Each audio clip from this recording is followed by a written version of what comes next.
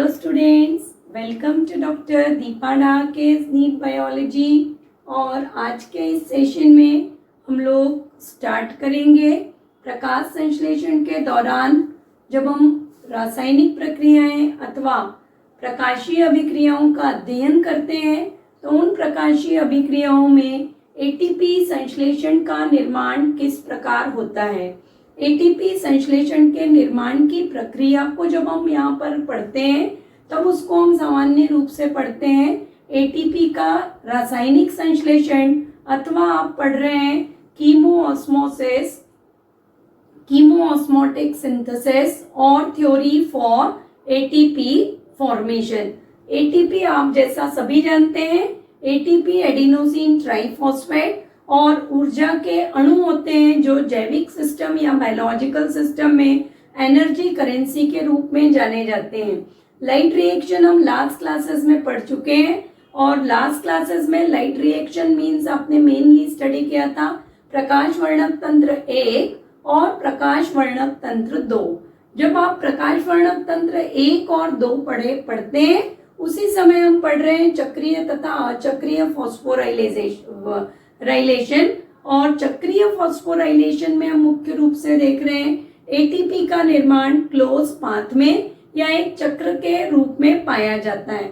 अब ये जो एटीपी ग्रेना में निर्मित हो रही है, क्योंकि प्रकाशीय अभिक्रिया आप पढ़ रहे हैं कि प्रकाशीय अभिक्रिया कहाँ पे संपन्न हो रही है।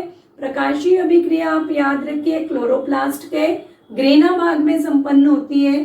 तो ग्रेना में एटीपी का संश्लेषण किस प्रकार हो रहा है तथा कौन सी संरचनाएं हैं, क्या आवश्यकताएं हैं जिनके परिणाम स्वरूप हम एटीपी का निर्माण का अध्ययन करते हैं। तो अब हम शुरू करते हैं कि एटीपी का रासायनिक संश्लेषण अथवा एटीपी का आप स्टडी करते हैं कीमोऑस्मोटिक थ्योरी। तो यहां पर जब हम स्टडी करते हैं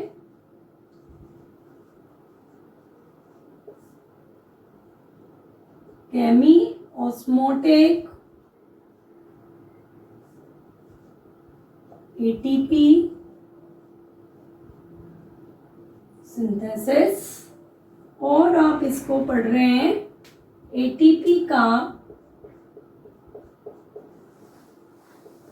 रासायनिक संश्लेषण।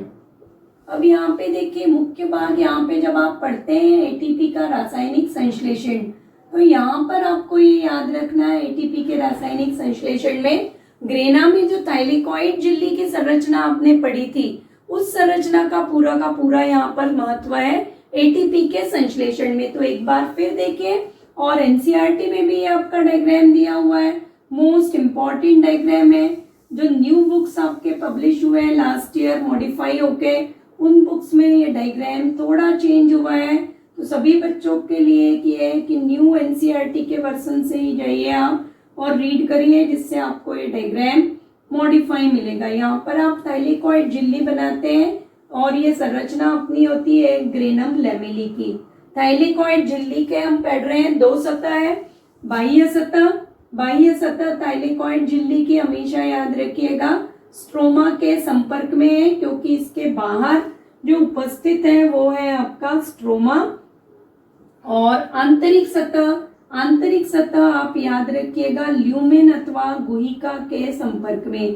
तो यहाँ पर झिल्ली के अंदर हमेशा आपको याद रखना है एक ल्यूमेन अथवा खाली स्थान है, तथा ल्यूमेन के आंतरिक अथवा ल्यूमेन के चारों तरफ जो थाइलेकॉइड झिल्ली का स्तर है वह थाइलेकॉइड झिल्ली का स्तर आंतरिक सतह कहलाता है। ये बात याद रखिए, ठीक है। अब मुख्य है यहाँ पे जब आप एटीपी संश्लेषण पढ़ते हैं तो हमेशा याद रखिए एटीपी संश्लेषण आप 2 ही बार पढ़ेंगे कंप्लीट बायोलॉजी में। एक श्वसन के भाग में आप पढ़ते हैं तथा दूसरा आप एटीपी संश्लेषण प्रकाश संश्लेषण की अभिक्रियाओं में पढ़ते हैं। श्वसन में एटीपी संश्लेषण माइटोकॉन्ड्रिया के अंदर पाया जाता है और प्रकाश संश्लेषण में एटीपी का निर्माण मुख्य रूप से थाइलेकॉइड झिल्ली के ऊपर पाया जाता है। थाइलेकॉइड झिल्ली में जब एटीपी संश्लेषण की प्रक्रिया होती है उस दौरान आप याद रखिए जो प्रोटॉन का ग्रेडियंट है संश्लेषण के लिए मुख्य आवश्यकता क्या है, प्रोटॉन ग्रेडियंट की उपस्थिति। जो प्रोटॉन ग्रेडियंट निर्मित हो रहा है अर्थात दो भागों में प्रोटॉन में अंतर, एक क्षेत्र है थाइलेकॉइड झिल्ली के अंदर जहां पे प्रोटॉन की सांद्रता अत्यधिक है, और थाइलेकॉइड झिल्ली के बाहर, थाइलेकॉइड झिल्ली के बाहर का मीनिंग है आपका स्ट्रोमा। स्ट्रोमा में आप याद रखिए एटीपी प्रोटॉन का जो ग्रेडियंट है या प्रोटॉन की सांद्रता कम होती है। तो प्रोटॉन के लिए डायग्राम को आप ध्यान से देखिए, प्रोटॉन का ग्रेडियंट आपका अत्यधिक मात्रा प्रोटॉन की या सांद्रता कहाँ पर मिलेगी, गुहिका में। और ये नीट के लिए एक इम्पॉर्टेंट क्वेश्चन है कि क्लोरोप्लास्ट के किस भाग में प्रोटॉन सांद्रता अत्यधिक होती है।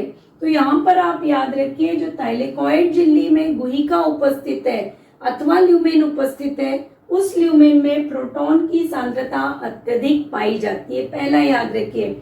माइटोकॉन्ड्रिया में अगर पढ़ते हैं तो माइटोकॉन्ड्रिया जब हम श्वसन पढ़ेंगे तब पढ़ते हैं हम माइटोकॉन्ड्रिया में बाह्य झिल्ली और आंतरिक झिल्ली के मध्य में जो पराअवकाश उपस्थित होता है या बाह्य कक्ष उपस्थित है, उस बाह्य कक्ष में प्रोटॉन की सांद्रता अत्यधिक होती है। अब यहाँ पे देखिए जो आंतरिक सतह है, इस आंतरिक सतह पर आपका उपस्थित होता है प्रकाशीय अभिक्रिया तंत्र 2 अथवा प्रकाशीय प्रकाश वर्णक तंत्र 2, जिसको हम कह रहे हैं P680, और प्रकाश वर्णक तंत्र 1 बुक्स में इस तरफ बना हुआ है, हम लोग यहाँ पे बनाएंगे।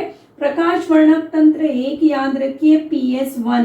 PS1 सदैव आपका बाह्य सतह पर उपस्थित है, प्लस बाह्य सतह पर किस तरफ, तो यहाँ पे याद रखिए बाह्य सतह पर PS1, थाइलेकॉइड झिल्ली की बाह्य सतह पर PS1 स्ट्रोमा की सरफेस या स्ट्रोमा की ओर उपस्थित होते हैं। नॉन साइक्लिक या अचक्रीय फॉस्फोराइलेशन हमने लास्ट सेशन में पढ़ा है।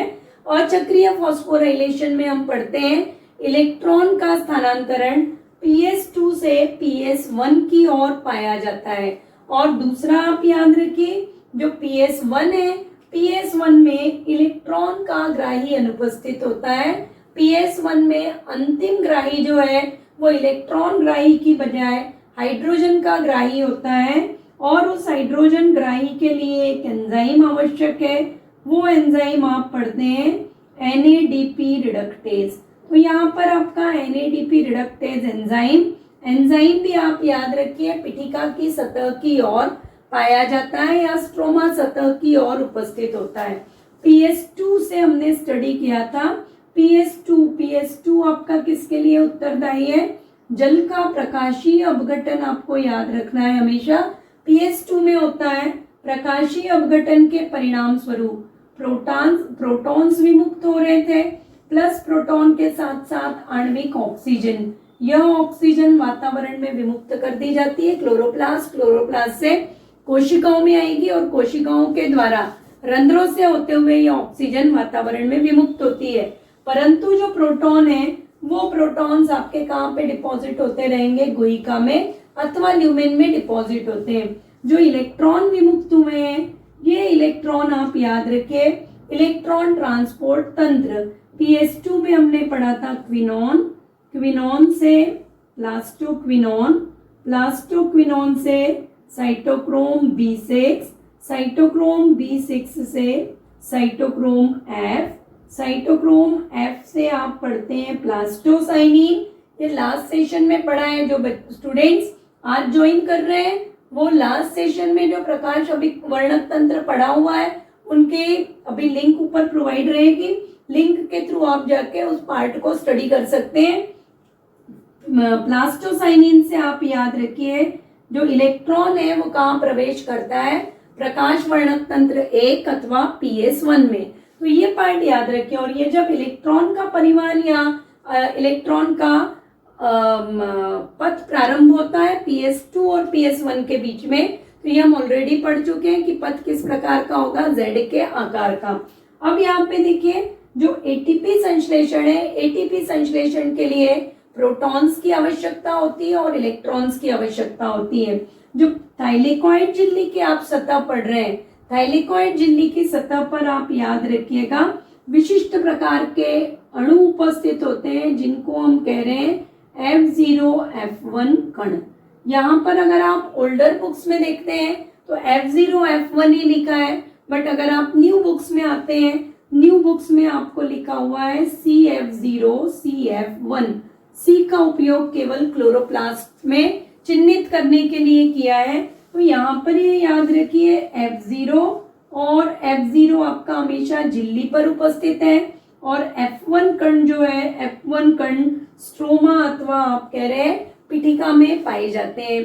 तो F0 और F1 कण होते हैं ये। अब पुनः यहाँ पर याद रखिए एटीपी का संश्लेषण एक विशिष्ट एंजाइम की उपस्थिति में होता है, और वो विशिष्ट एंजाइम हम कहते हैं, विशिष्ट एंजाइम होता है आपका एटीपेज आप कह रहे हैं, या एटीपेज को ही आप दूसरा नाम पढ़ते हैं एटीपी सिंथेटेज। तो ये पार्ट याद रखिए, एटीपेज अथवा एटीपी सिंथेटेज एंजाइम एटीपी संश्लेषण के लिए उत्तरदायी है, तथा ये एंजाइम F1 कणों में उपस्थित होता है।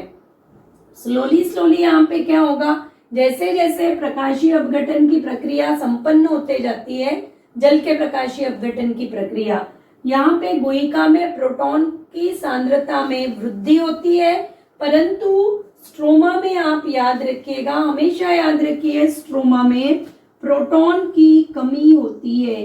तो प्रोटॉन आपके यहाँ पे हमेशा क्या होंगे, स्ट्रोमा में कमी होगी, और गुहिका में प्रोटॉन की अधिकता होती है। परिणाम स्वरूप एक प्रोटॉन ग्रेडियंट डेवलप होता है, और उस प्रोटॉन ग्रेडियंट के निर्मित होने के कारण आप याद रखिए प्रत्येक समय दो प्रोटॉन्स अपने स्वयं की अधिक सांद्रता से स्ट्रोमा की ओर अर्थात अपने कम सांद्रता की ओर गति करना प्रारंभ करते हैं। जब ये दो प्रोटॉन यहाँ से मूव करते हैं तो मूव करके ये कहाँ पर आएंगे, स्ट्रोमा में प्रवेश करते हैं, और ये दो प्रोटॉन जब स्ट्रोमा में प्रवेश करते हैं तो यहाँ पर एटीपेज एंजाइम के द्वारा आप याद रखिएगा एडीपी तथा इनऑर्गेनिक फॉस्फेट या अकार्बनिक फॉस्फेट को संयुक्त करके एक एटीपी का निर्माण पाया जाता है। और जो प्रोटॉन्स यहाँ पे याद रखिए, प्रोटॉन जो गुहिका से स्ट्रोमा में स्थानांतरित होते हैं, ये दो प्रोटॉन इस NADP रिडक्टेज द्वारा प्रयुक्त किए जाते हैं। NADP को NADPH और H+ में प्रयुक्त परिवर्तित करने के लिए। तो NADP का अपचयन प्रोटॉन्स के द्वारा होता है, इसलिए हम कह रहे हैं कि PS1 में अंतिम ग्राही इलेक्ट्रॉन ग्राही नहीं होते हैं। PS1 का अंतिम ग्राही हाइड्रोजन ग्राही होगा, और ये हाइड्रोजन ग्राही इन प्रोटॉन्स को पंप करता है। प्रोटॉन पंप पढ़ते हैं आप, प्रोटॉन पंप मींस गुहिका से प्रोटॉन्स को फोर्सफुली खींचा जाता है, कहां पर, स्ट्रोमा की ओर, और परिणाम स्वरूप यहाँ पे निर्माण किसका होगा, NADPH और H+ का। और तत्पश्चात एटीपी का संश्लेषण, और एटीपी के संश्लेषण के साथ साथ NADPH का संश्लेषण यहाँ पर पूर्ण होता है। तो ये डायग्राम एक तो पूरा याद रखिए, ओल्डर बुक्स में आपको PS2 और PS1 लिखा हुआ मिलेगा, न्यू वर्जन्स में NCERT के ये पूरा पार्ट दिया हुआ है कि किस तरह से इलेक्ट्रॉन अभिगमन तंत्र आपका कार्य करता है PS2 और PS1 के मध्य में। तो ये जो प्रक्रिया है, ये प्रक्रिया आपका कहलाता है प्रकाश संश्लेषण के दौरान एटीपी का रासायनिक संश्लेषण। तो यहाँ पर मुख्य जो बातें हैं रासायनिक संश्लेषण से संबंधित वो देखिएगा। यहाँ पे एटीपी का रासायनिक संश्लेषण के लिए आवश्यकता किन चीजों की है, आवश्यकता आप याद रखिए, यहाँ पे जो रिक्वायरमेंट है 3 आवश्यकताएं हैं। एक आपका होता है, यहाँ पर आपको आवश्यक है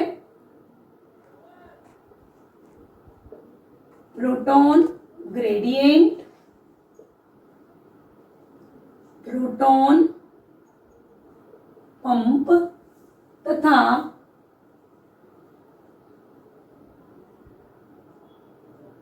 इलेक्ट्रॉन्स। दूसरा आप पढ़ते हैं कि जो रासायनिक एटीपी का संश्लेषण है, तो एटीपी का संश्लेषण आप याद रखिए, एटीपी संश्लेषण थाइलेकॉइड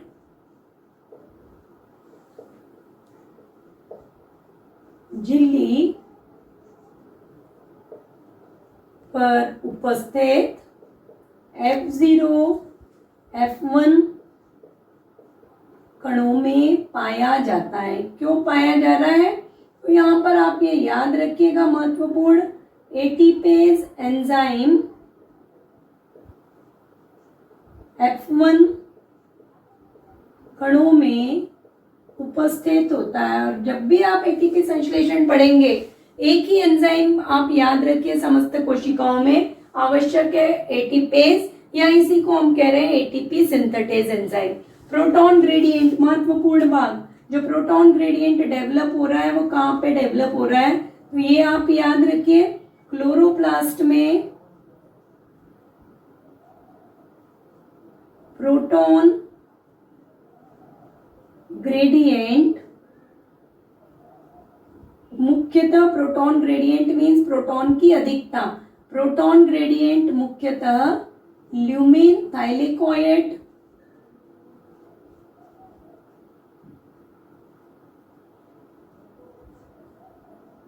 झिल्ली के ल्यूमेन अथवा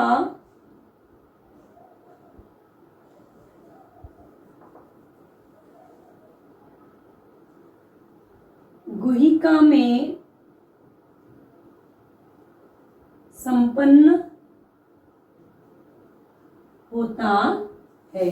तो ये याद रखिएगा कि जो क्लोरोप्लास्ट में प्रोटॉन, ये बिल्कुल मोस्ट इंपॉर्टेंट पार्ट है, जो स्टूडेंट्स थ्योरी के एग्जाम्स के साथ साथ नीट का प्रिपरेशन कर रहे हैं वो स्टूडेंट्स मेनली याद रखिए। ये कुछ स्टेटमेंट ऐसे हैं जो अल्टरनेट ईयर्स में पूछे जा रहे हैं, एज इट इज एनसीईआरटी के स्टेटमेंट होते हैं। तो ये पार्ट बिल्कुल अलग से आप मेंशन कर लीजिए कि क्लोरोप्लास्ट में थाइलेकोइड झिल्ली की जो गुहिका है वहां पर मुख्य रूप से प्रोटॉन ग्रेडियंट पाया जाता है। इसी के सापेक्ष अगर आप माइटोकॉन्ड्रिया में पढ़ते हैं तो माइटोकॉन्ड्रिया में भी लिख लीजिएगा, माइटोकॉन्ड्रिया में यह प्रोटॉन ग्रेडियंट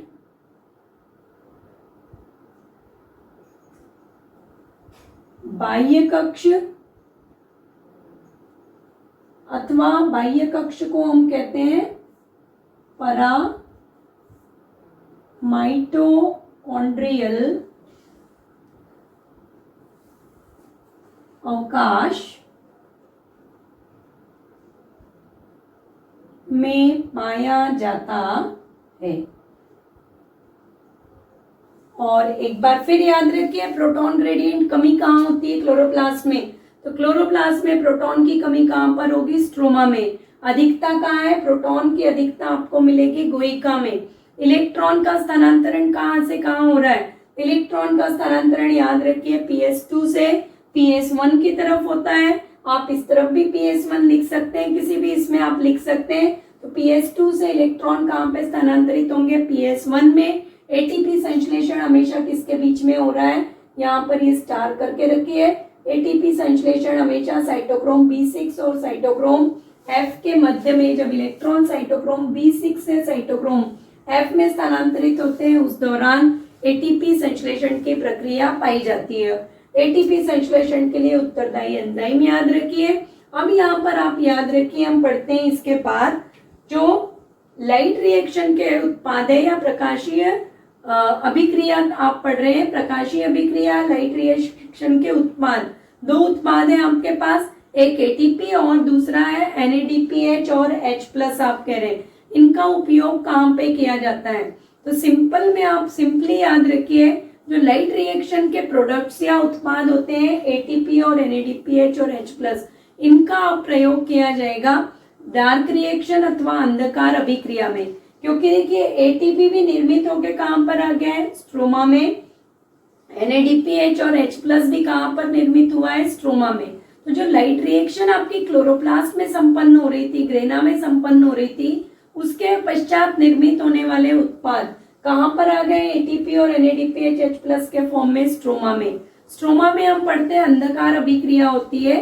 अंधकार अभिक्रिया का मीनिंग होता है कि जो कार्बन डाइऑक्साइड प्रकाश संश्लेषण में प्रयुक्त होती है, उस कार्बन डाइऑक्साइड को धीरे धीरे ग्लूकोज में परिवर्तित होते हैं, या कार्बन डाइऑक्साइड का ग्लूकोज में अपचयन की जो प्रक्रिया है, कार्बन डाइऑक्साइड अपचयित होकर ग्लूकोज में परिवर्तित होती है, उस प्रक्रिया को आप कह रहे हैं मुख्य रूप से अंधकार अभिक्रिया। और उस अभिक्रिया में ये दो उत्पाद लाइट रिएक्शन के NADPH और ATP का प्रयोग किया जाता है और उसके पश्चात आप यहाँ पर ग्लूकोज के निर्माण की प्रक्रिया को पढ़ते हैं। तो नेक्स्ट सेशन में हम पढ़ेंगे, क्योंकि ये एक मोस्ट इम्पॉर्टेंट टॉपिक था, स्किप अदरवाइज डार्क रिएक्शन अगर डायरेक्टली हम स्टार्ट करते हैं तो ये पॉइंट आपका स्किप होता है and this is one of the most important topic है। एज सच आपका थ्योरी के लिए इससे क्वेश्चंस नहीं आते हैं, बट नीट के एग्जाम के लिए आप याद रखिए, अगर प्रकाश संश्लेषण को आप रिवाइज करते हैं तो प्रकाश संश्लेषण में एटीपी के रासायनिक संश्लेषण की जो कीमोऑस्मोटिक थ्योरी है, कीमोऑस्मोटिक थ्योरी को आप बहुत अच्छे से पढ़िएगा और केवल एनसीईआरटी से ही पढ़िएगा। डायग्राम प्रॉपरली रिवाइज करते रहिए और नेक्स्ट क्लास से अब हम लोग स्टार्ट करेंगे अंधकार अभिक्रिया और उसमें हम पढ़ेंगे सर्वप्रथम C3 साइकिल और C3 को क्यों C3 कह रहे हैं, C3 पौधों के विशिष्ट लक्षण क्या होते हैं, ये पूरा डिटेल हम पढ़ेंगे नेक्स्ट क्लास में। तब तक चैनल के साथ कनेक्ट रहना है। स्टूडेंट्स जो नए ज्वाइन कर रहे हैं, आप अपने फ्रेंड्स में इंफॉर्मेशंस भी दे सकते हैं। जिन बच्चों को रियली रिक्वायरमेंट है, नीड है पढ़ने की, उनकी इच्छा है, उनको आप सजेस्ट कर सकते हैं। तो kindly subscribe my channel, like my videos and stay blessed and stay motivated.